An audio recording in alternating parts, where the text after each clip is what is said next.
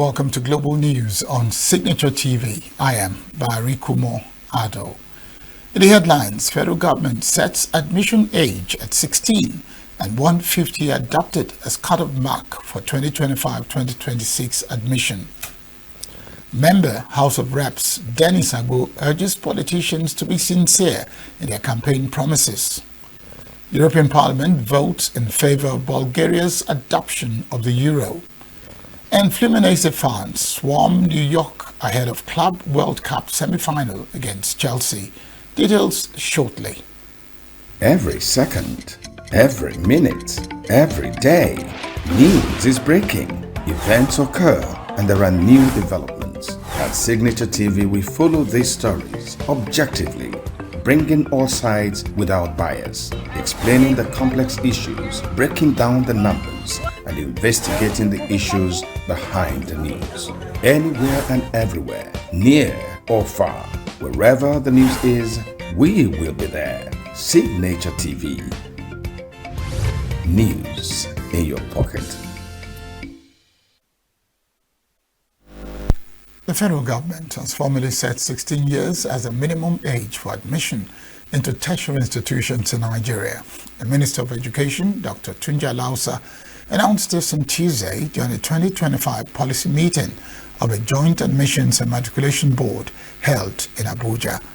Lausa will emphasize that the age benchmark is now official and non-negotiable, one that any admission carried out outside the central admissions processing system will be considered illegal, and that those found culpable will be prosecuted in accordance with the law. Meanwhile, vice chancellors of universities in the country have adopted 150 as a minimum cut-off mark for the 2025-2026 admission. The decision was reached in a voice vote supervised by the Registrar of the Joint Admissions and Matriculation Board, JAMB, Professor Ishaq Oloyede, on Tuesday at a policy meeting on admission in Abuja. At the meeting, the minimum cut-off point for admission into polytechnics was pegged at 100, while the colleges of education and agriculture adopted 100 as the entry point. Annual policy meeting sets guidelines for the conduct of admissions into universities, polytechnics, and colleges of education for the coming academic session. The leadership of the Academic Staff Union of Universities, ASU, has announced that it has directed all its branches nationwide to suspend its services due to the delay in the payment of June 2025 salaries. The union cited implementation of its No Pay, No Work resolution as reason for the action. ASU President Professor Chris Pewuna will confirm the development in Abuja, said institutions were merely implementing a resolution by the union's National Executive Council NEC, which mandates them to suspend their services once salaries are delayed by more than 3 days in any month.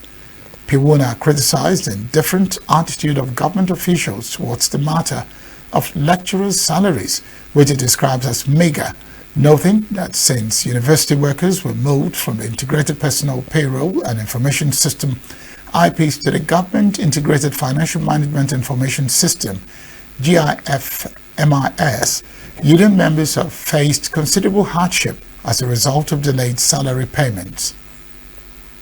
It revealed that the union's leadership had engaged with key government officials, including the Minister of Education and the Accountant General of the Federation, but that these efforts yielded no positive outcome. Meanwhile, the National Association of Nigerian Students NAS has appealed to the Academic Staff Union of Universities ASU to shelve its planned strike over delay in the payment of June salary to its members.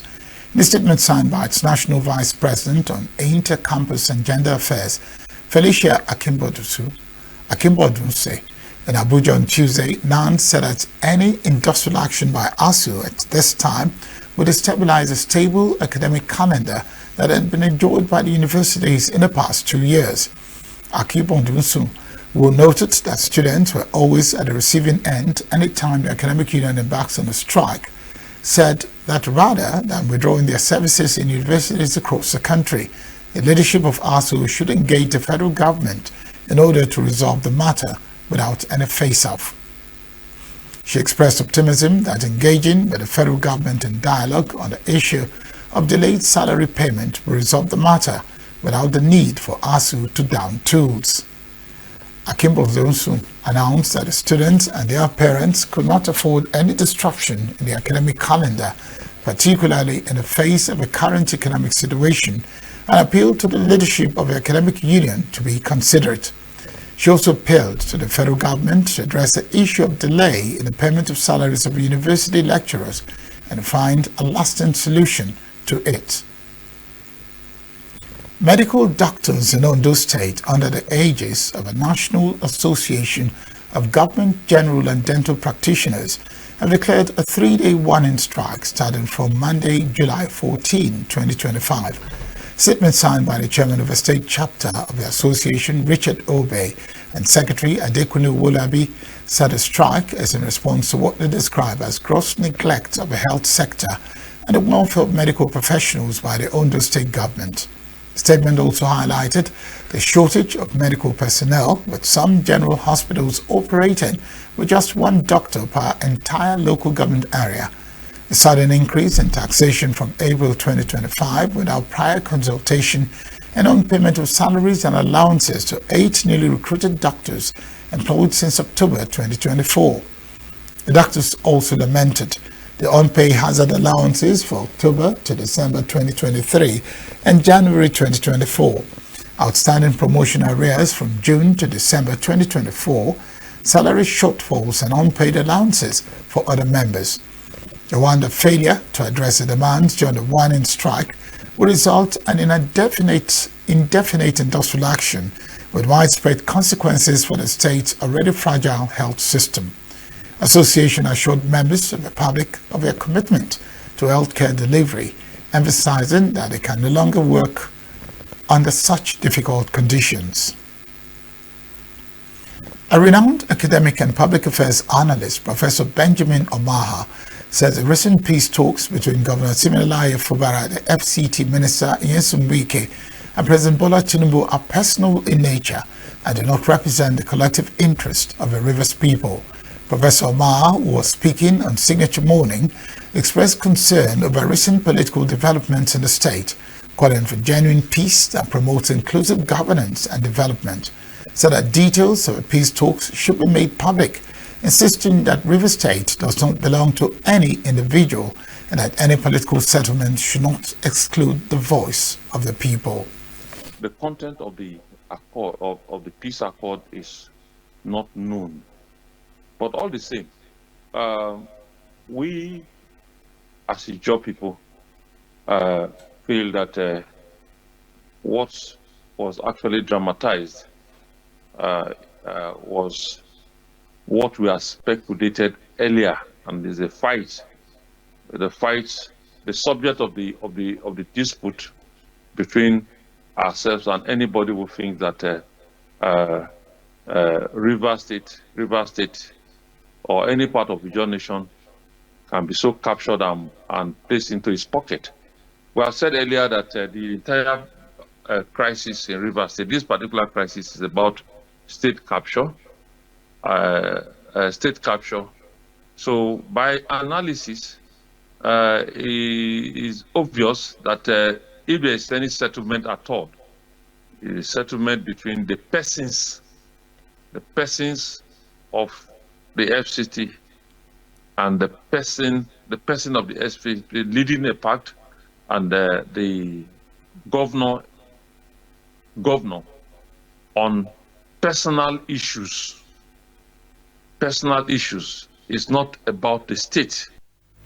Omaha condemned the state of emergency declared in the state, which he said was unnecessary and unjustified, wondering why such an emergency rule has not been declared in states like Benue, which have experienced worse crisis.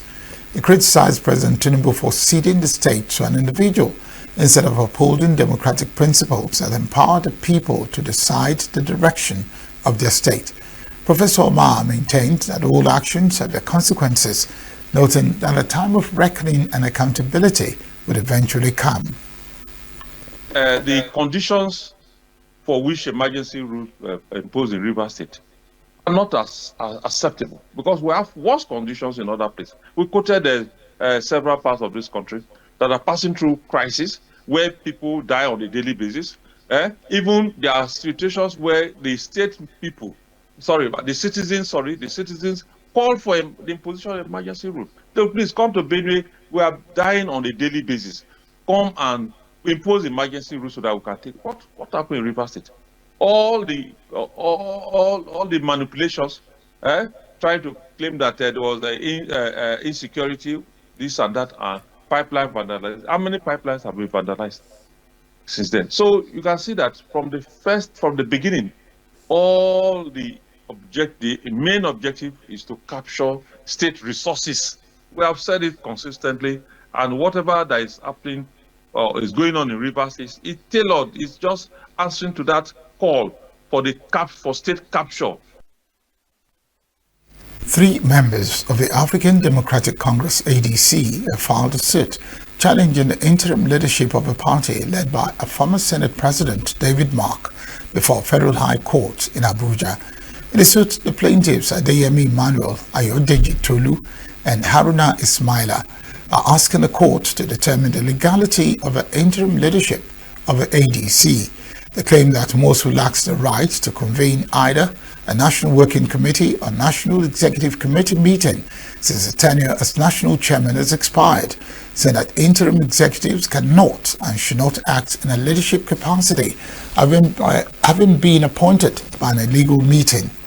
Plaintiffs are therefore asking the court to declare the appointment of Mark, Aregbesola and Abdullahi as unconstitutional, unlawful, null and void, and to issue an order restraining the Independent National Electoral Commission from recognizing the interim national executive of the party. Former Vice President Atiku Abubakar, former Minister of Transportation Rotimi Amechi, presidential candidate of the Labour Party in the 2023 elections, Peter Obi, and Nasiru El-Rufai, former governor of Kaduna, are at the forefront of the opposition campaign. A former Minister of Police Affairs and founding member of the People's Democratic Party and Board of Trustees member, Adamu Waziri, has resigned from the party and joined the African Democratic Congress. Waziri, who announced his decision on Monday at his Dogo Tebo ward in Potiskum, Yobe State, said the move was in line with the PDP constitution, which requires formal resignation at the ward level. He explained that the PDP no longer reflects the values of a credible opposition and urged followers to join him in supporting a new political movement that can strengthen democracy and ensure better governance. Waziri described the decision as difficult but necessary, saying the current leadership of the PDP has lost its way. The PDP ward chairman, Mohammed Boumai, who represented the local leadership, accepted Waziri's resignation with regret, calling him a pillar of the party. Boumai also announced his resignation from the PDP and immediate defection to ADC, saying he shares Waziri's vision for a better Nigeria. Over 500 houses have been submerged, while property worth millions of naira were lost due to floods in Kaba, the headquarters of Kaba Bono local government area of Kogi State. In Ondo State, flood occasioned by a 3-day downpour and the 3 senatorial districts of the state have displaced hundreds of residents.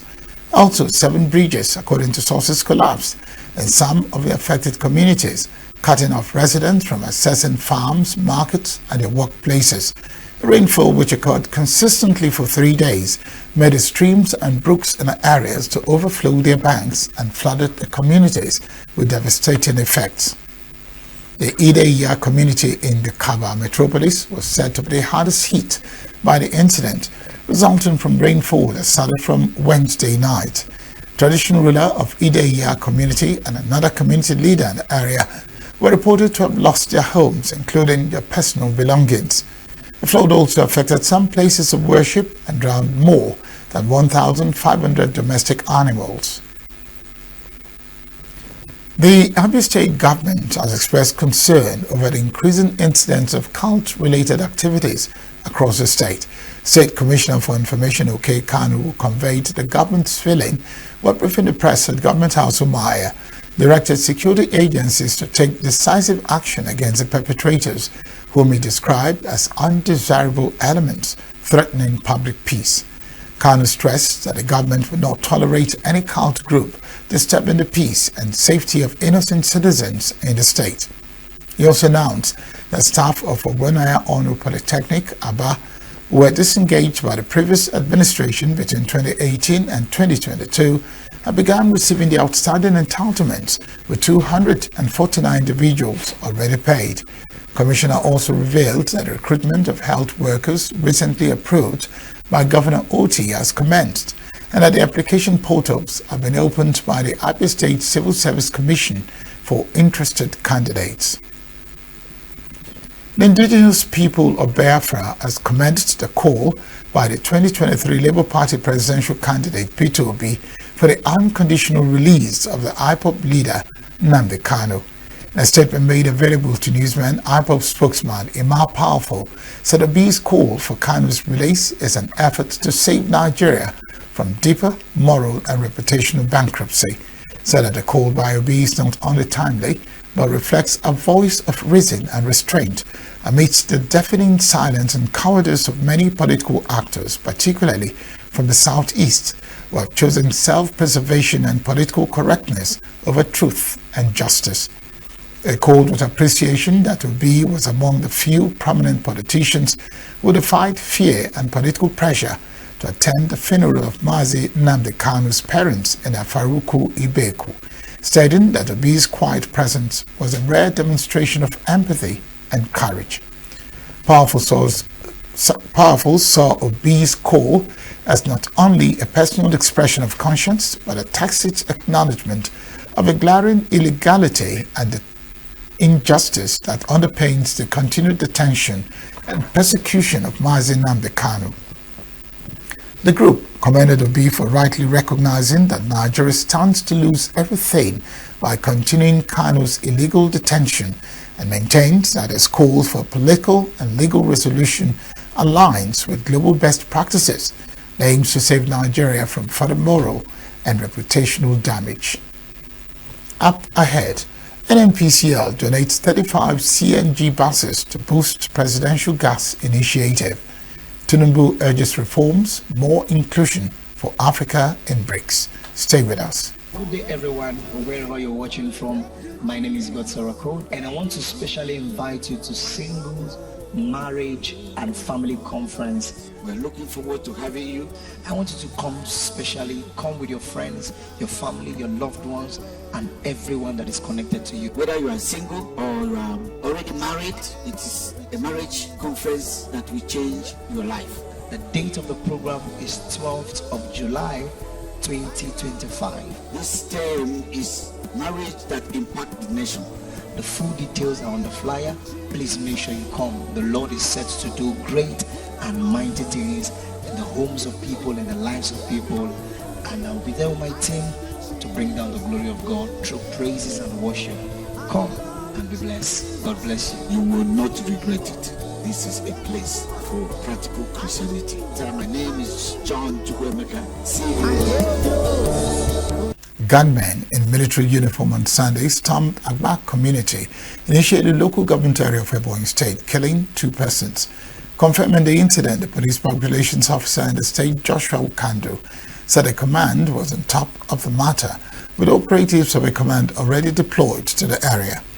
Chairman of Ishielu Council, Peace Agu, had in her Facebook page confirmed the incident, saying she was appalled and deeply saddened by the recent act of senseless killing that occurred in the community. The gunmen stormed the community around 6 p.m. on a fateful day in military uniform, asking who the commissioner was, and when they were not well attended to, they opened fire and started shooting sporadically. In the process, 2 persons were killed, one Sunday Onyibe, who was the chairman of Tipa Union, and another indigene of a community whose name was not disclosed. The Nigerian Air Force NAF under Operation Hardin Kai says it has destroyed a terrorist logistics chain in the Mandara Mountains, Borno State. The Director of Public Relations and Information Headquarters, Air Commodore Ehime Ejodame, Nigerian Air Force said in a statement on Monday that the environment has been a fortified enclave for the Jama'atu Ali's Sunnah leader Awati Wal Jihad Jas faction of Boko Haram. Statement said the locations known for their rugged, mountain-covered terrain along Nigeria's border with Cameroon had recently witnessed increased terrorist activity, including reports of a logistic build-up and the presence of senior JAS commandos. According to the statement, the operation followed intelligence received about the insurgents who had turned the place into a safe haven for terrorist activities. Troops of Operation World Stroke have apprehended 2 suspected cattle rustlers in the Goma local government area of Benue State. Statement issued by the Acting Media Information Officer of a Joint Task Force, OPWS, Lieutenant Ahmed Zubairu, said the suspects were arrested on Sunday while the troops were en route to reinforce the Niger police, who had earlier encountered armed headers on the outskirts of Udei village. He said the suspects, identified as Raymond Abina and Sunday Faga, both of Ukohol village in Goma local government area, were intercepted while riding a motorcycle and attempting to exit the bush with a sack containing what was later confirmed to be freshly butchered cow meat. According to the statement, preliminary investigations revealed that the meat came from a stolen cow rustled in Serpokia village within the Daudu area of the same local government. The member representing Udenu Iweze constituency in the House of Representatives, Dennis Agbo, has identified corruption as a major factor hampering the development of Nigeria. Agbo made a remark during an anti-graft town hall meeting tagged Corruption Tory, organized by the Signature Media and Development Foundation, in conjunction with the MacArthur Foundation at Obulafo in the Udenu local government area of Enugu State. Correspondent Raymond Ken Mbata has more. Agbo, who was the guest of honor at the 15th edition of Corruption Tory, spoke on the evils associated with aiding and abetting corruption, both in the government offices and in the daily lives of citizens. He stressed the need for all to join in the fight against corruption, which he said comes in the form of failed contracts, sale of fake and substandard drugs, cheating of customers at the marketplace, and examination malpractices, among several others. Election rigging.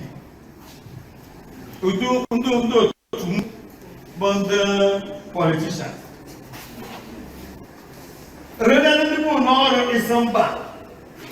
Those who know Kahumi na Isamba. No, if they go before Jaka, each the election. If they go there, no dine. Mobi if they go no the voice, every guy. Oh, well, you mutaki. Agama say, hey, Rodo Shido Rike, and Samba. Oh, never I don't see no Rike, Money Castle in Washa. Another gave Mercedes, another gave Jeep, and another gave Onion for Venza. And then here, Yahoo boys. Here, they Yahoo boy. Then they got the computer. If I'm on a computer, is there go mad and non over do Mama, the echo man Tara Fuje, they made everything. If you make computer, Ziri Noshi. And substandard drugs.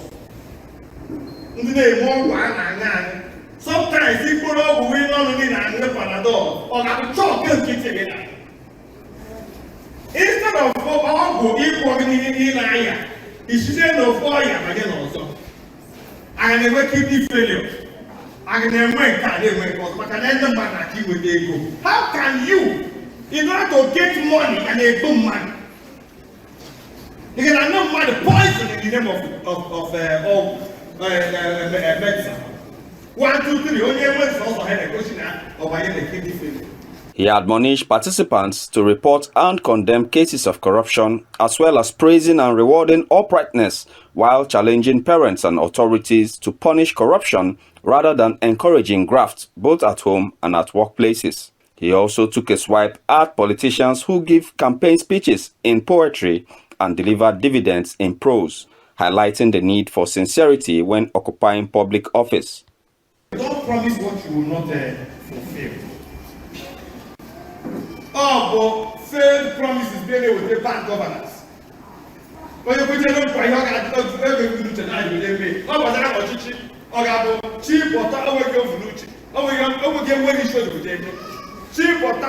from day to day, from week to week, from month to month.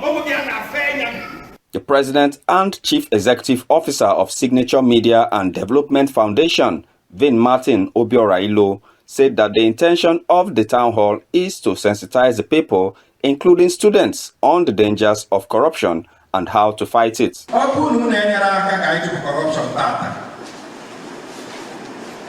You know, they say that you're the leaders of what? There will be no tomorrow. If you don't join now to fight corruption, and the first thing, there will be no tomorrow. Let me explain it to you. Open a university, you get a near, and when you finish your secondary school, there will be no university to go to. When you finish university, there will be no job to take because of corruption. Who's on email? Aro Yabage, Imafu Hospital, but can only go against the one representing the Udenu or the West or the Enugu or the Oyo State. Any ego geji dozi obodo. There will be no school, there will be no future. From Udenu local government area, Obulafo, Raymond Ken Mbata reporting for Signature TV.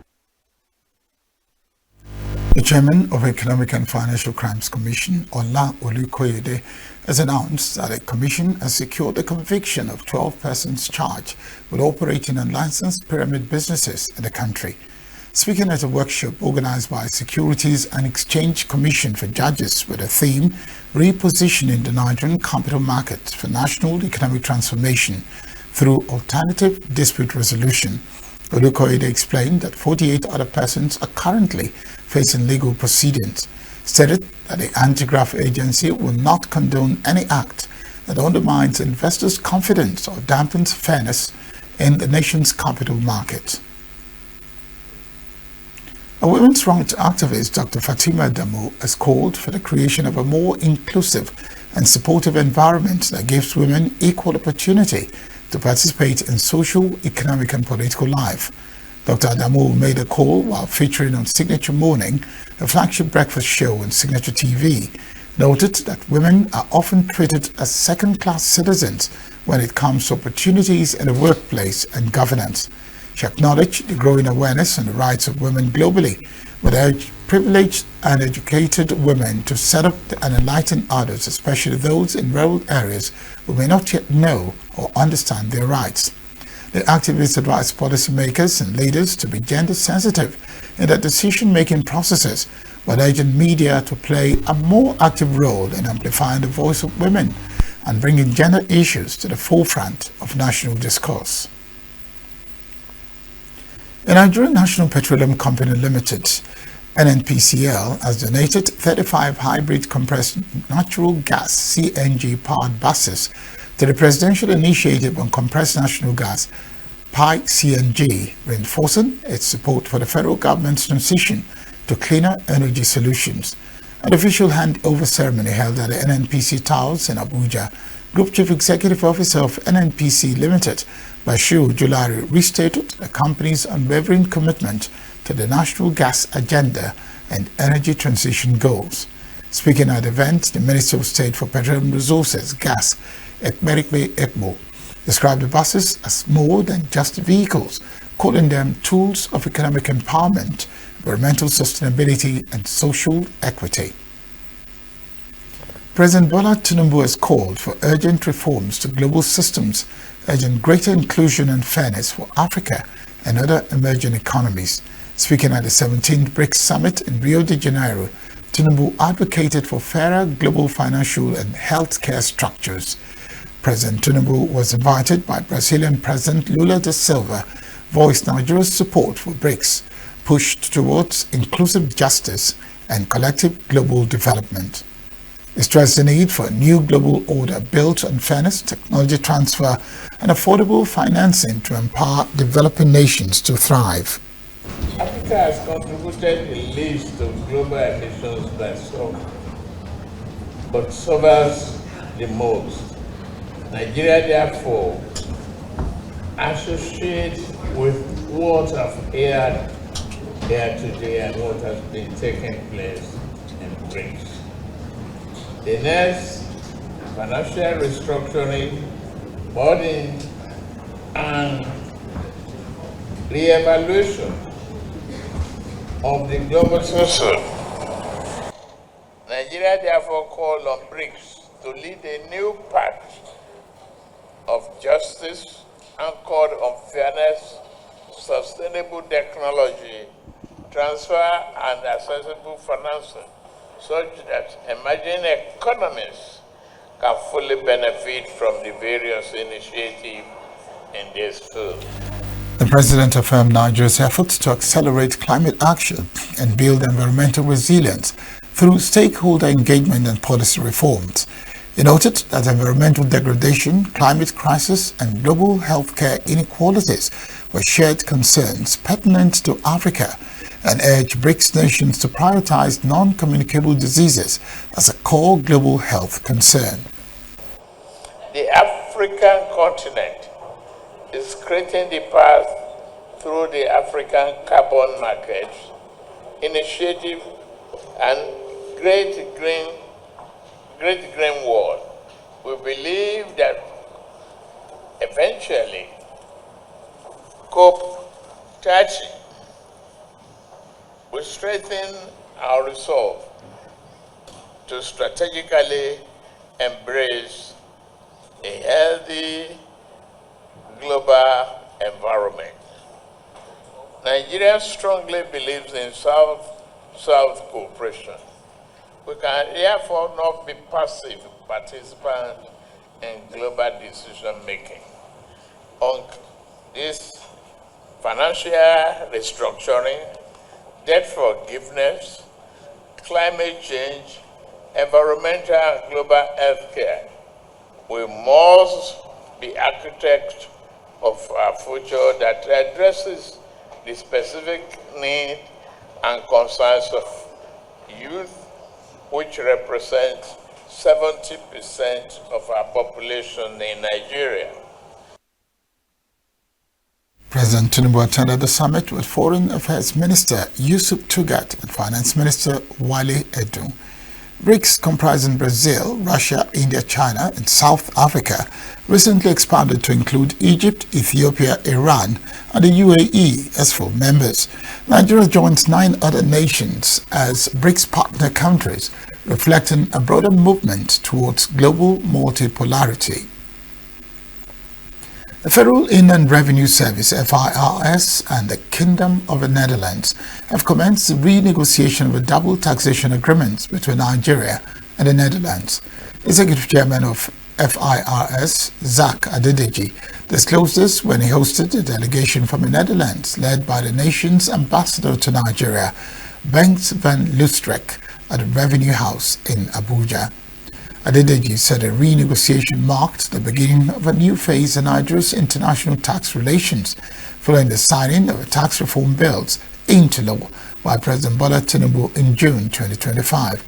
With the move, the Netherlands, one of Nigeria's long-standing trade and investment partners, is now the first foreign government to begin formal talks with Nigeria to renegotiate its existing tax agreement to bring it in line with the new reforms and remove outdated terms, especially those relating to double taxation.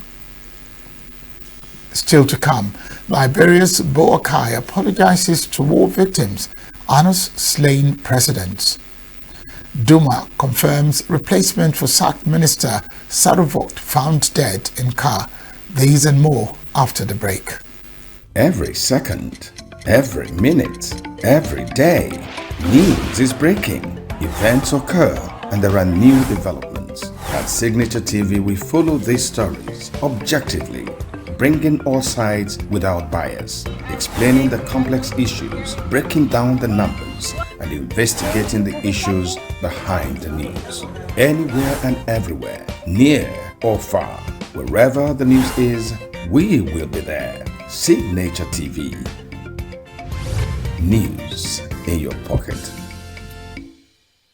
Liberian President Joseph Boakai has launched what his office describes as an unprecedented reconciliation campaign overseeing memorial services for 2 assassinated presidents and issuing the government's first apology to war victims. High-profile ceremonies come more than 2 decades after the end of civil conflicts that resulted in some 200,000 deaths and saw widespread atrocities including massacres, rape, and the use of child soldiers. They also coincide with calls by human rights groups for domestic war crimes prosecutions, which have yet to start, despite an executive order to establish a war crimes court last year. Buakai's apology came on Saturday at an event in the capital, Monrovia, where he pledged to make July 5 an annual day of remembrance. In the lead-up to that event, Buakai attended a service honoring President Samuel Doe, who took part in a coup in 1980 and died at the hands of fighters loyal to warlord Prince Johnson in 1990, less than a year after fighting broke out in Liberia. Johnson, who died last year, went on to become a senator and political kingmaker, highlighting what critics describe as entrenched impunity. Buakai also recently spoke at a reburial service for President William Talbot, who was executed in the 1990 coup. That push also saw the public executions of 13 members of Talbot's cabinet on a beach in Monrovia. We don't see any sign of remains. We scoop another 2 feet on and on until we get to the remains. Then we take our time, remove them and categorize the skeleton that we need. Of history. These wrongs have left scars, but they have also left us with responsibility. A responsibility to turn our sorrows into seeds of hope, to draw from our pain a renewed sense of purpose, and to ensure that the sacrifices of the past were not in vain. Let us allow our collective memory to serve not as a point of division, but as a force of unity. Let the stories of loss and resilience instill in us a deeper sense of patriotism and a lasting commitment to peace, justice, and reconciliation. I am super excited and can't believe that in my life I've been able to see the 25 years after. I'm 76 years old and I still feel strong enough to be able to continue to honor him, to be able to come here. But our main thing is to identify the remains of our father. And we want to put a closure today. We want to put him to rest. He's at rest now. Let me tell you now, he's at rest, his spirit is well with that. But we want to be able to put whether we find some bones or whatever, to put it to rest. A Trump administration's decision to extend a negotiating deadline for tariff rates is prolonging uncertainty and instability for countries, the executive director of United Nations Trade Agency said on Tuesday. US President Donald Trump on Monday ramped up his trade war, telling 14 nations from powerhouse suppliers such as Japan and South Korea to minor trade players that they now face sharply higher tariffs from a new deadline of August 1. The reciprocal tariffs will no longer go into effect tomorrow, as originally announced, but be extended for another few weeks until 1st of August. This move actually extends the period of uncertainty, undermining long-term investment and business contracts and creating further uncertainty and instability. Economic uncertainty has real-world consequences, as we all know, on countries and on sectors. Adding to the uncertainty created by the tariffs and related trade measures, we're simultaneously seeing deep cuts in development aid, creating a dual shock for developing countries in the world of trade and aid. G7 countries, which together account for around 3/4 of all official development assistance, are set to slash their aid spending by 28% next year, compared to 2024 levels. This would be the biggest cut in aid since the G7 was established 50 years ago. And this is from Oxfam. In short, in today's context, a perfect storm is brewing. Just as trade becomes more unpredictable, external support through aid is also shrinking. One of the examples of this facility is the gold trade. But not all countries, of course, feel the impact in equal measure. All these factors hit those with the most to lose the hardest. The countries facing the highest reciprocal tariffs are also the least developed, with Lesotho, Laos, Madagascar, and Myanmar facing rates between 40 and 50%. Laos PDR and Myanmar now both face a 40% rate, as announced yesterday, which is lower than the initial 48% and 44% respectively, but still among the highest announced thus far. I think in the long run, it will have a negative impact on the U.S. economy, broadly speaking. I'm not clear on what the plan is, what the long-term plan is, and I presume there is one. But from my perspective at this point, I don't see a win here in the long term.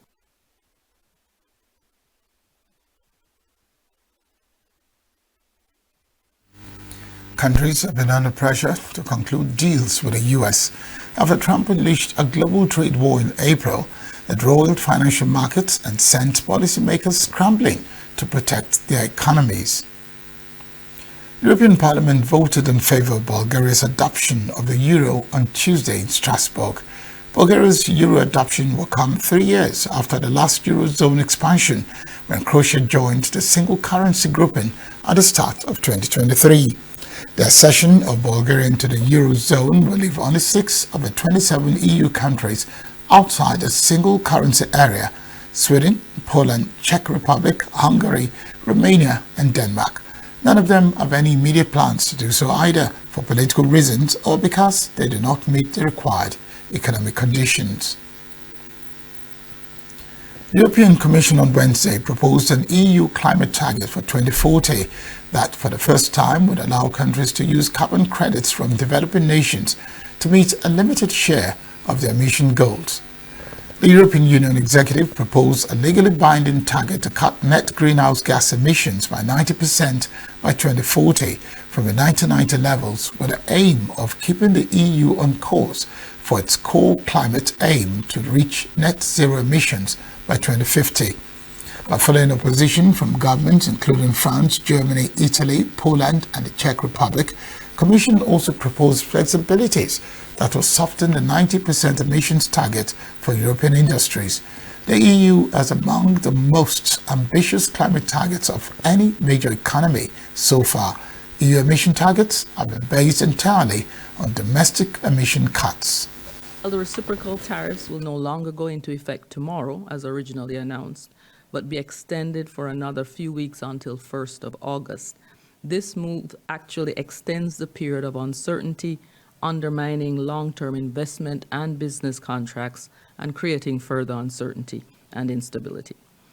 Economic uncertainty has real-world consequences, as we all know, on countries and on sectors. Adding to the uncertainty created by the tariffs and related trade measures, we're simultaneously seeing deep cuts in development aid, creating... We do sincerely apologize for that mix-up. European Union's Foreign Policy Chief, Kaja Kallas, said on Monday that she would discuss with Israel a review conducted by the EU's diplomatic service regarding Israel's human rights obligations. The EU's diplomatic service said on Friday there were indications that Israel had breached its human rights obligations under the terms of a pact governing its ties with the bloc.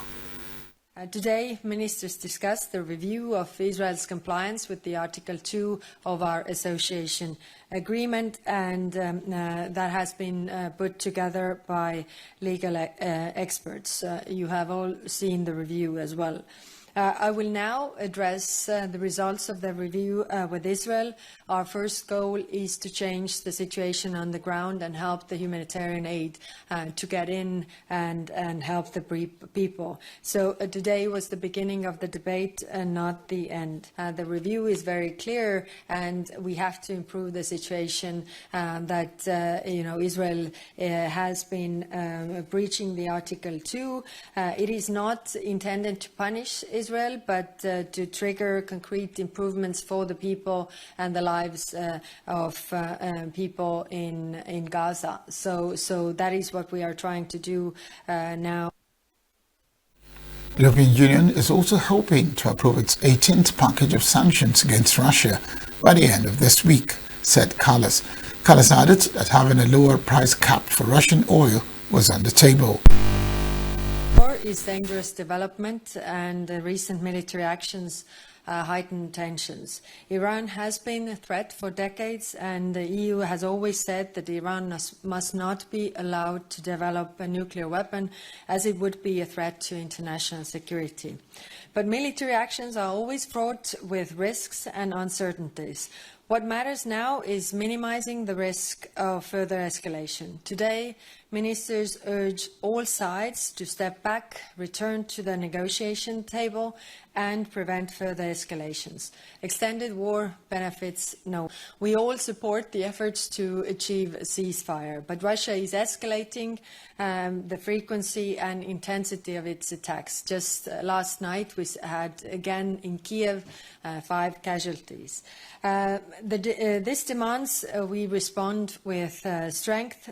By the end of this week, we aim to approve the 18th package of sanctions on Russia. Every sanction weakens Russia's ability to wage this war. A tough new oil price cap on Russian oil remains on the table. US President Donald Trump and Israeli Prime Minister Benjamin Netanyahu met for several hours in Washington on Monday, while Israeli officials continued indirect negotiations with Hamas aimed at securing a US-brokered Gaza ceasefire and hostage release deal. Netanyahu's trip to Washington raised hopes that the Gaza ceasefire would be announced. Israelis expressed their disappointment on Tuesday after the meeting ended without such an announcement. Bring an announcement that the war is finished and the hostages are going to get free, at least some of them, and the soldiers get out of Gaza and the shooting stops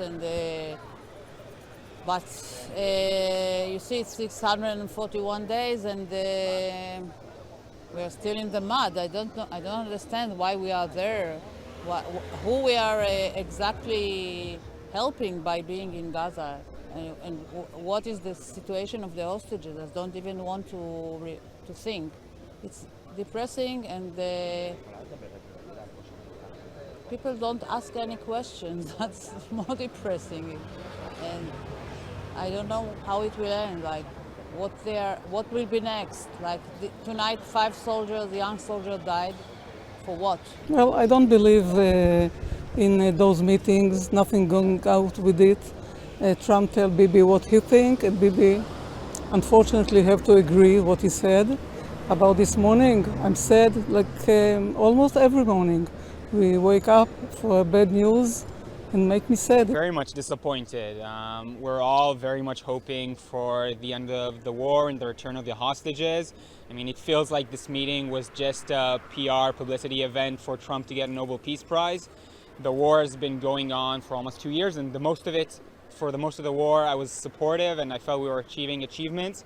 But over the past few months, it feels like it's just new dead soldiers every week, and we're not really getting anywhere. Obviously, the news this morning of 5 dead soldiers is terrible.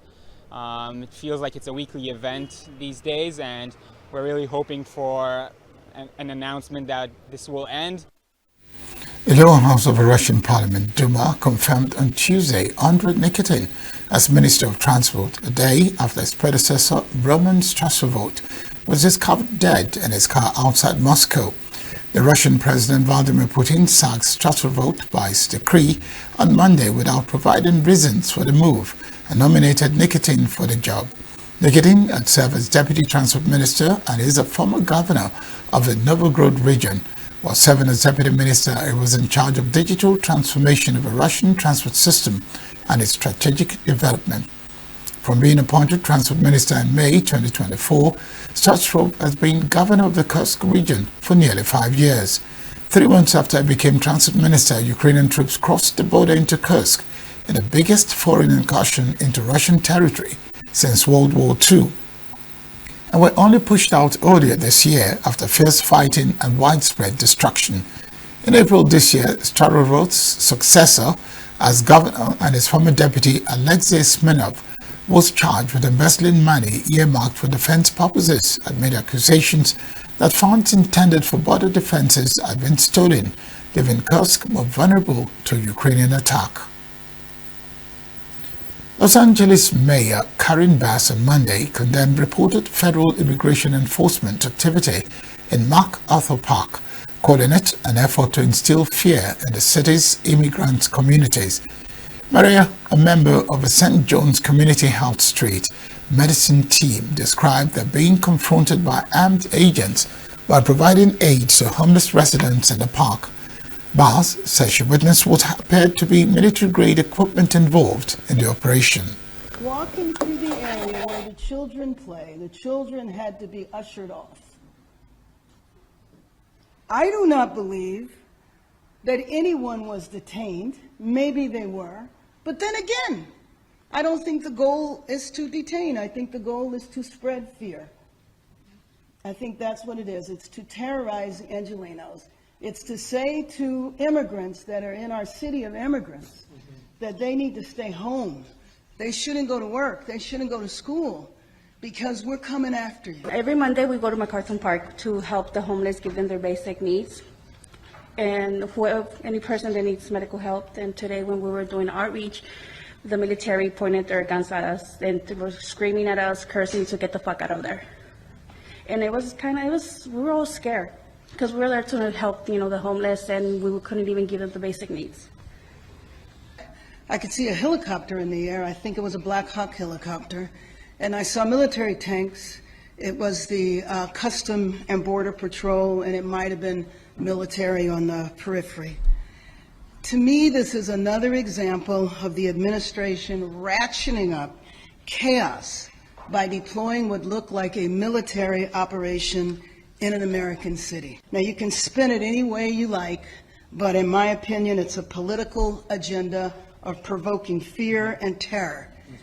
Frankly, it is outrageous and un-American that we have federal armed vehicles in our parks when nothing is going on in the parks. It's outrageous and un-American that the federal government seized our state's National Guard.